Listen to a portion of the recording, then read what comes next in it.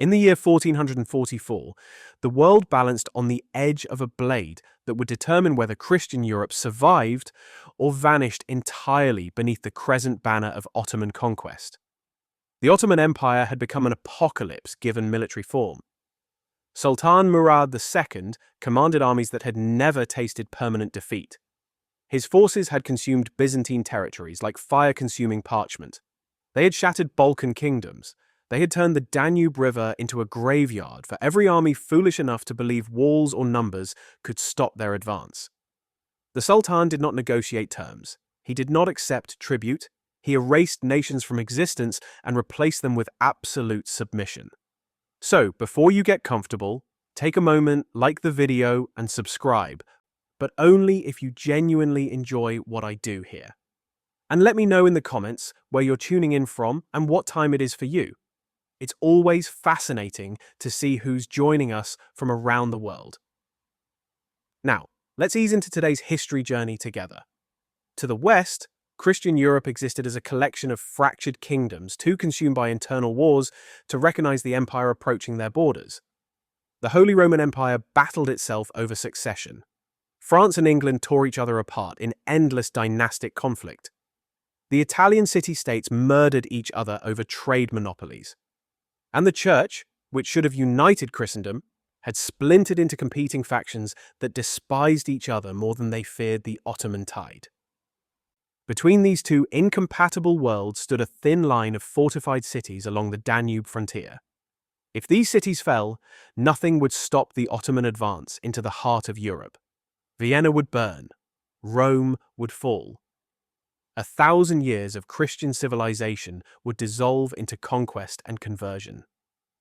In the autumn of 1444, the Ottomans prepared to erase the last major obstacle to total domination. The city of Varna stood on the Black Sea coast as the final stronghold blocking Ottoman expansion into Eastern Europe. Its walls guarded the northern routes. Its port sustained the remaining Christian kingdoms. If Varna fell, the Danube defences would collapse in sequence like stones tumbling down a mountainside. Sultan Murad assembled an army of 40,000 soldiers for the final annihilation. Elite Janissaries who had conquered empires, Sipahi cavalry that moved like mechanical thunder, artillery trains that could reduce stone fortresses to dust, supply lines stretching back to Constantinople that could sustain siege operations for years if necessary. Against this apocalyptic force stood a Christian relief army of approximately 500 knights and soldiers. They were the remnants of a failed crusade, exhausted men who had marched across Europe only to watch their allies desert or die. Led by a 20-year-old Hungarian king named Władysław and advised by a papal legate named Julian Cesarini, who believed divine intervention could overcome mathematical impossibility. The Christian force reached the outskirts of Varna on the 10th of November and saw the Ottoman encampment spreading across the landscape like a living ocean. 40,000 soldiers against 500 defenders, 80 to 1 odds, against an enemy that had broken nations with far less numerical advantage. The math permitted only one outcome: total annihilation of the Christian force within hours. But on that November morning, as frost covered the ground and the Ottoman drums began their death rhythm, something happened that would shatter every calculation and prove that history does not obey mathematics when desperation transforms into fury. The dawn arrived cold enough to turn breath into visible ghosts.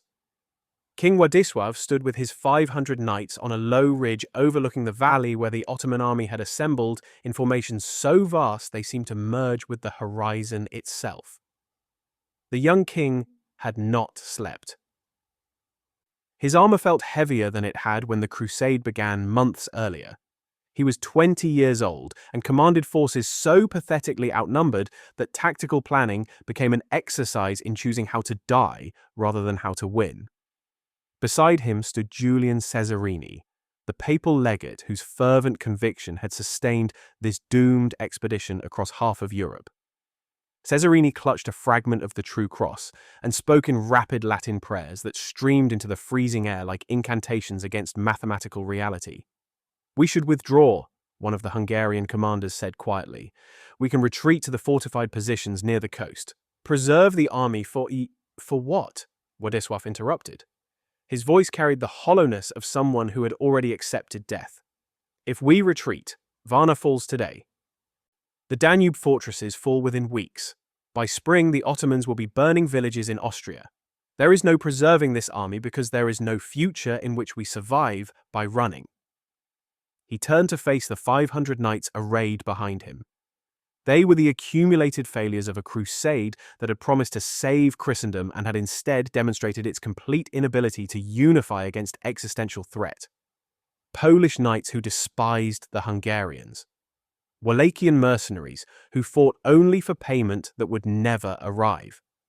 A handful of French nobles seeking redemption for sins no priest could absolve. They had nothing in common except the certainty that the Ottoman army below would kill them all within the hour. "We attack," Władysław said. The words fell into the frozen morning like stones into still water. "Majesty," another commander began, "the Janissaries alone outnumber us 60 to 1. Their cavalry wings could surround us before we reach their center. This is not battle, this is suicide."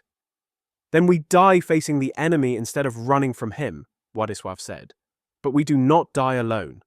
We take as many of them with us as God permits.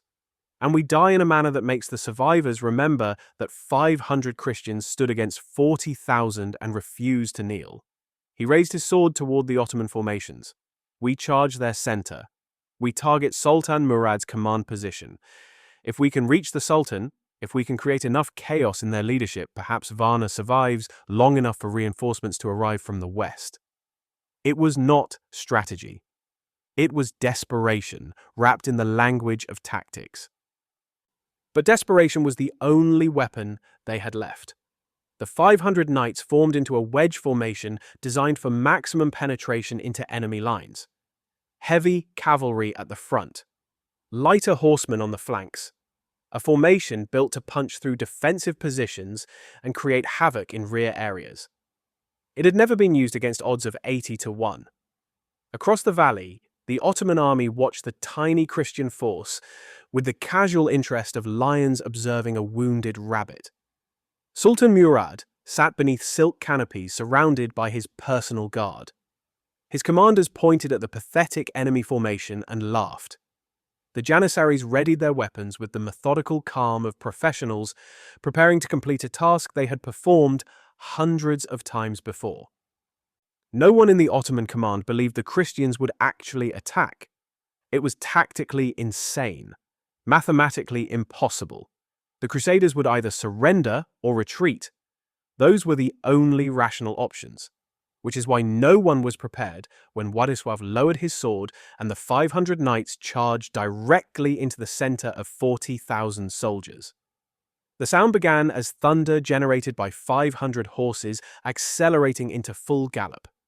The ground shook. Frost exploded from beneath hooves. The wedge formation compressed into a single armored fist aimed at the heart of the Ottoman position. The first line of Ottoman infantry barely had time to raise their weapons before the Christian charge hit them like an avalanche of iron and rage. Knights in full plate armor crashed through defensive positions designed to stop conventional assaults. Lances shattered, swords rose and fell. Horses trampled men who had believed they were watching a suicide charge, not participating in one. The Christians did not slow down. They did not stop to fight. They simply drove forward with the desperate momentum of men who had abandoned survival in favor of maximum damage before death. The wedge penetrated 50 yards into the Ottoman formation, then 100 yards, then 200. Sultan Murad stopped laughing and stood abruptly. This was not possible.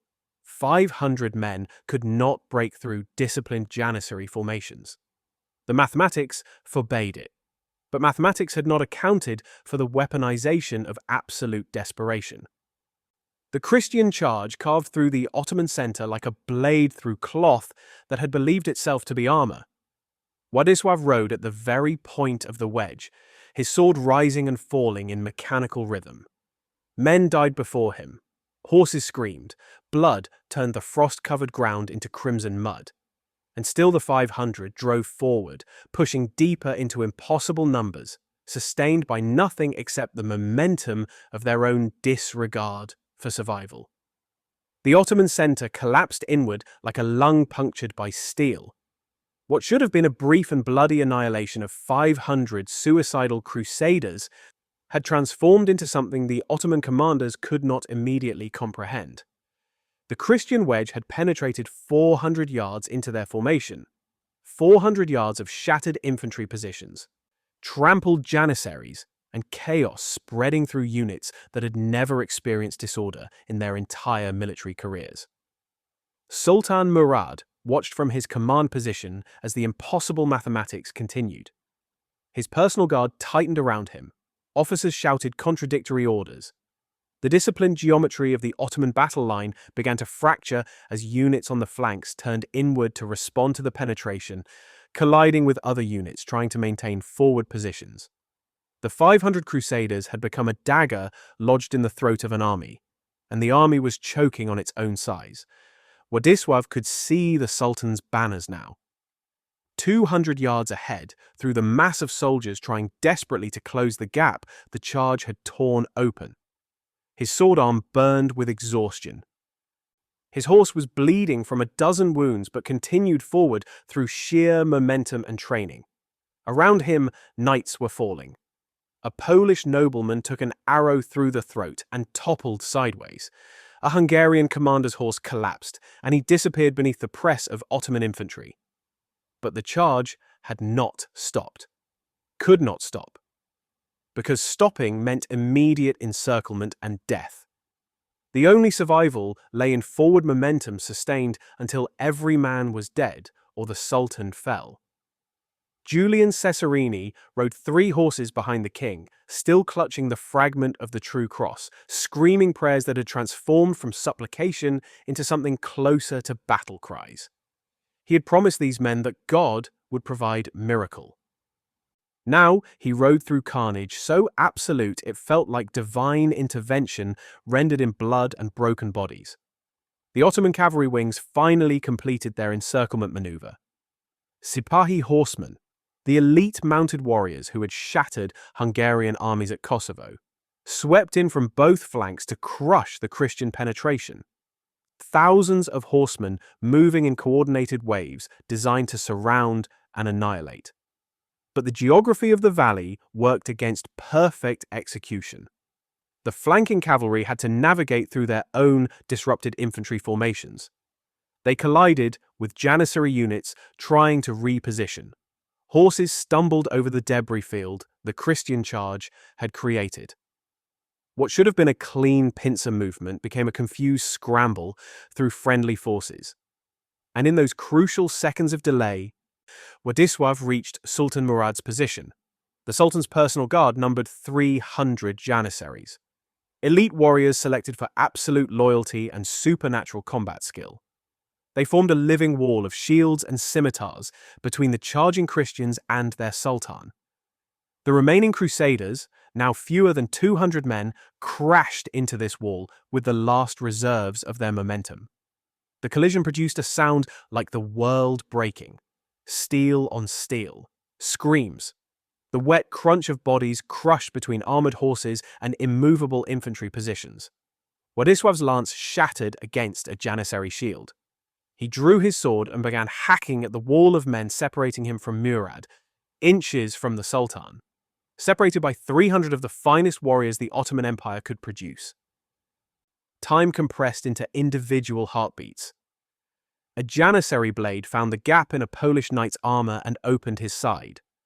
The knight fell, but his momentum carried him forward, his dying weight pressing against the shield wall. Another Crusader used the temporary gap to drive his sword through a Janissary's neck. Blood sprayed across Murad's silk robes. The Sultan stood frozen, watching death approach him with methodical certainty. For the first time in his reign, Murad understood that victory was not guaranteed by numbers, that 500 desperate men could reach through 40,000 soldiers if they were willing to spend their lives with absolute economy. Then Władysław's horse took 3 arrows simultaneously and collapsed. The king crashed to the ground in the center of the Ottoman command position, surrounded by enemy soldiers, his sword still gripped in his hand. He rose to his knees.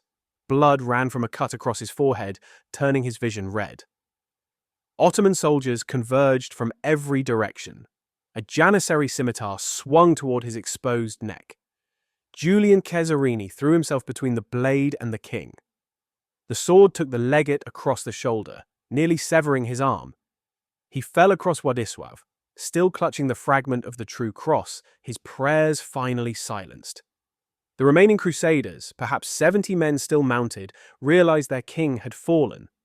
They did not calculate odds or consider retreat. They simply turned their horses inward and charged directly into the mass of Janissaries surrounding Władysław's position. It was the final expenditure of lives, purchased at maximum cost. Knights crashed into infantry formations with no expectation of survival, only the religious conviction that their king must not die alone on foreign ground surrounded by enemies. The Ottoman formations buckled under impacts they had not believed possible. Men trained to hold against any conventional assault found themselves facing opponents who fought with the abandon of the already dead. A Hungarian noble took 5 wounds but continued swinging his sword until blood loss dragged him from his saddle. A Wallachian mercenary used his dying horse as a battering ram, crushing 3 Janissaries before succumbing to arrow wounds. And in the chaos, in the desperate seconds where Ottoman discipline finally cracked under pressure it had never been designed to withstand, something extraordinary occurred. Władysław rose from beneath Cesarini's body, grabbed a fallen Ottoman banner and drove it into the ground, like a spear claiming territory. Then he raised his sword towards Sultan Murad and screamed a challenge in Latin that needed no translation. The gesture was absurd, suicidal.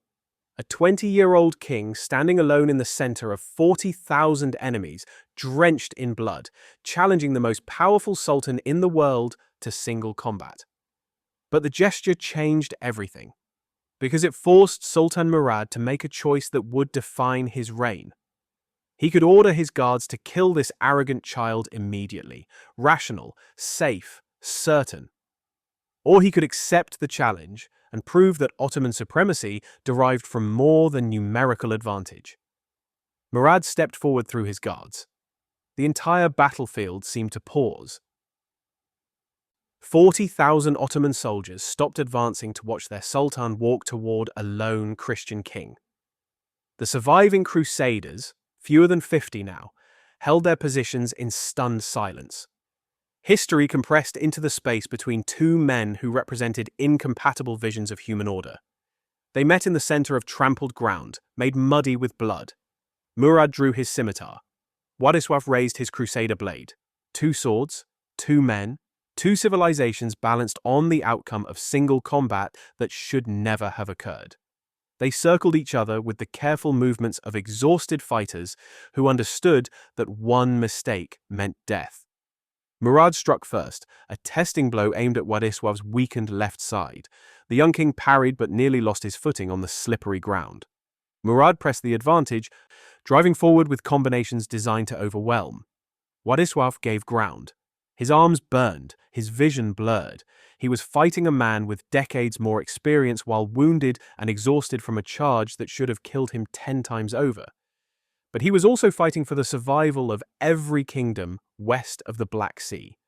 And desperation had carried him this far. Murad swung for a killing blow.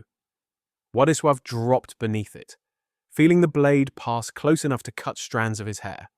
Then he lunged forward inside Murad's guard and drove his shoulder into the Sultan's chest. Both men crashed to the ground. Weapons scattered. They grappled in the mud like common soldiers rather than kings, all ceremony and dignity abandoned in favor of survival. Władysław's hand found a rock. He raised it above Murad's head. 1 blow. 1 moment. 1 choice that would either save or doom Christendom. And then Ottoman arrows fell like rain. The arrows never reached their targets, because 10,000 Wallachian reinforcements crested the eastern ridge at precisely that moment. their banners streaming in the winter wind, their war cries splitting the frozen air. The relief force that every calculation said would arrive too late had arrived in the single minute when their presence could alter history. Sultan Murad's commanders screamed orders to reposition. Units that had been converging on the Christian penetration now had to pivot to face a fresh threat emerging from terrain they had believed secure. The Ottoman formation, already disrupted by the impossible charge, began fragmenting as different commanders made different decisions about which threat required immediate response. Władysław released Murad and staggered backward. The Sultan rose, mud-covered and bleeding, and stared at the approaching Wallachian army. Then he looked at the 70 surviving Crusaders who had somehow carved through his entire force to reach this moment. The mathematics had shifted. Not dramatically. The Ottomans still held overwhelming numerical advantage, but the cost of victory had become obscene. 4,000 Ottoman casualties inflicted by 500 suicidal knights. The command structure disrupted. The Sultan himself nearly killed in single combat, and now a fresh army approaching while his forces remained disorganized. Murad raised his hand and the Ottoman drums beat the withdrawal pattern. The decision sent shockwaves through both armies. The Ottoman Empire did not retreat, did not withdraw, did not calculate cost versus benefit and choose preservation over conquest. Except now it did, because 500 Crusaders had made victory more expensive than any sultan could sustain. The Ottoman army began its methodical withdrawal, leaving behind thousands of dead and the smoking conviction that numbers alone could not guarantee dominance. They marched south toward Constantinople, their formations perfect, their discipline intact, but carrying the knowledge that a tiny force of desperate men had reached the untouchable sultan and nearly ended his reign. Władysław collapsed to his knees among the bodies of his knights. 70 survivors from 500. The cost had been apocalyptic, but Varna stood. The Danube fortresses remained secure. Christian Europe had purchased another generation to prepare for the Ottoman tide. Julian Cesarini's body lay where he had fallen, the fragment of the true cross still clutched in his hand. The legate had promised divine intervention. He had delivered it through the weaponization of absolute desperation rather than miracle. The Wallachian reinforcements reached the battlefield and stared at the carnage in stunned silence. They had expected to find a massacre. Instead, they found something that would echo across centuries. Evidence that impossibility was a statement of current mathematics, not permanent truth. Władysław stood slowly and looked across the field where 500 men had charged into 40,000 and emerged with their king alive and their cause sustained. He felt no triumph. Only the crushing weight of understanding what survival had cost. But the world had changed. Not through grand strategy or superior force, through the desperate decision of exhausted men to refuse mathematics and redefine what courage could accomplish when stripped of all hope except forward momentum. The Crusaders who survived would carry scars that never fully healed. They would wake in the night, hearing Ottoman drums and the screams of dying friends. They would remember the impossible charge that should have killed them in the first 30 seconds. But they would also remember that they stood at Varna when the Ottoman tide reached its high mark and found that Christian Europe, however fractured and weak, could still produce men willing to charge into annihilation rather than accept conquest. The siege never happened.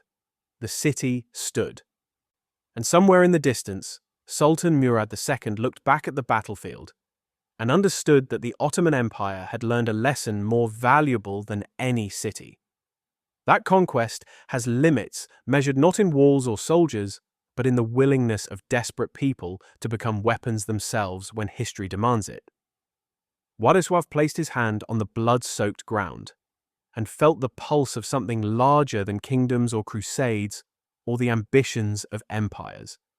He felt the heartbeat of resistance that mathematics could not calculate. And in that frozen moment on the killing field of Varna, standing among the wreckage of an impossible victory, he understood what 500 men had truly accomplished. They had not defeated an empire. They had reminded an empire that it could be defeated. The rest would echo across time.